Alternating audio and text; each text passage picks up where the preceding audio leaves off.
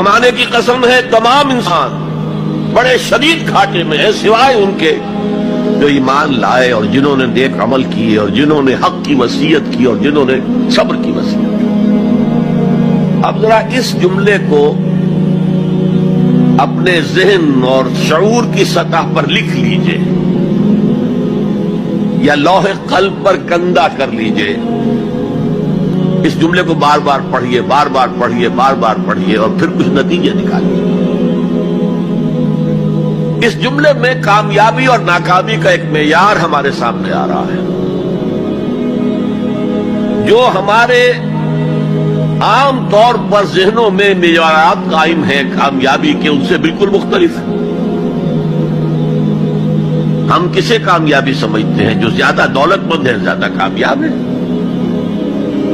جس کی جائیداد زیادہ ہے زیادہ کامیاب ہے، جس کی تجارت بہت پھیلی ہوئی ہے زیادہ کامیاب ہے۔ کامیابی ان چیزوں سے متعلق ہے ہی نہیں، کامیابی تو ان چار چیزوں سے متعلق ہے: ایمان، عمل صالح، تواصی بالحق، تواصی بالصبر۔ یہ ہے تو کامیابی ہے، یہ نہیں ہے تو کوئی کامیابی نہیں۔